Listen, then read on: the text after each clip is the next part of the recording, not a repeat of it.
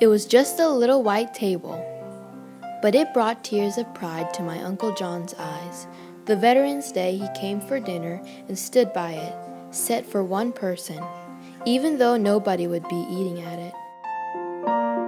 It was just a little white table, but earlier that day, Mama had told Gretchen, Samantha, and me the little table we were setting for Veterans Day was just like the ones that have stood across America in the dining halls of the Army, Navy, Marine Corps, and Air Force since the Vietnam War ended. The tables honor the men and women who serve in America's armed forces, especially those missing in action, our MIAs, and those held prisoners of war, our POWs. It was just a little white table, but it felt as big as America when we helped Mama put each item on it and she told us why it was so important. We used a small table, Garcia explained first, to show one soldier's lonely battle against many. We cover it with a white cloth to honor a soldier's pure heart when he answers his country's call to duty. We placed a lemon slice and grains of salt on a plate to show a captive soldier's bitter fate and the tears of families waiting for loved ones to return, she continued. We pushed an empty chair to the table for the missing soldiers who were not here.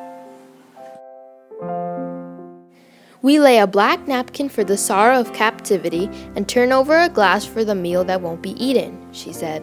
We place a white candle for peace, and finally, a red rose in a vase tied with a red ribbon for the hope that all our missing will return someday. Mama finished speaking just as the sunlight spilled on the table and filled the overturned glass.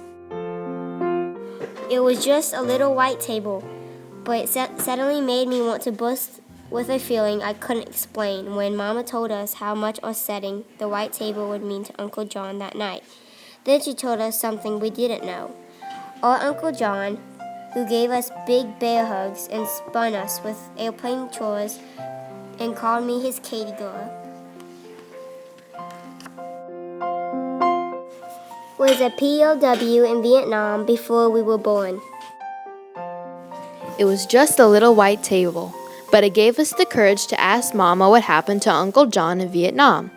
She quietly told us his story. When Uncle John served in Vietnam, he was sent on a rescue mission, and his helicopter was shot down behind enemy lines, she began. And he and his 3 crew members were taken prisoner. One crew member named Mike had serious wounds from the crash, but Uncle John and the other men tried to help Mike get better and persuaded a guard to bring Mike medicine. Then one day when a guard looked away, Uncle John and the others had a chance to escape, but Mike was still too sick to go. So Uncle John stayed behind because he wouldn't leave a fellow soldier alone so far from home. But how did Uncle John get free? We asked Mama. Sometime later, Uncle John had a chance to escape again, and somehow he was able to take Mike with him, carrying him on his back and collecting just enough rainwater and big leaves to keep them alive until Uncle John found an American infantry unit to help them. Even though Uncle John did everything he could to bring Mike home alive, Mike's wounds were just too serious and he died before the rescue helicopter landed.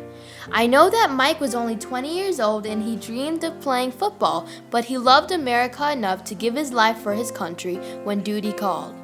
And I know how much Uncle John loves America too, but he learned when helping Mike that a soldier risks his life for a fellow soldier because the best of your country lives in every man and woman who would lay down their life for you too. It was just a little white table, but it needed words of gratitude like Mama's Thanksgiving meal. So before Uncle John arrived for dinner, Gretchen and Samantha and I decided to put 3 gifts of our own on the table to honor our veterans. Gretchen colored pictures of all the objects on the table, and Samantha wrote out the words of My Country 'Tis of Thee as a tribute and song. But I didn't know what I, a 10-year-old girl, could ever put on the table that was as important as each veteran's gift of freedom to me.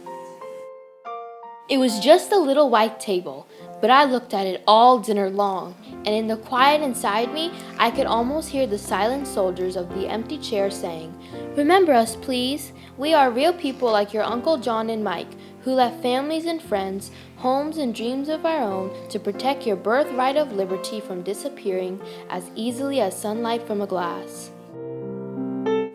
It was just a little white table, but it took my words away when I hugged Uncle John goodnight and wanted to thank him for serving our country so bravely. So I just hugged him even harder and told him I loved him. Uncle John hugged me back even harder than I had hugged him. And that's when I knew what I could put on the table, my promise to put the words from my heart into a little book about America's white table. And in the book, I'd use Gretchen's pictures and Samantha's song and Mama's story about Uncle John and his friend Mike, because I hoped that everyone who read it would set a white table on Veterans Day too, so the brave Americans the little table honors would never feel forgotten by the country they love so much. Then in the salt on the little white table, I traced in the grains of their families' tears what each man and woman who serves America is to me, a hero. And that's when I saw the tears of pride fill my Uncle John's eyes.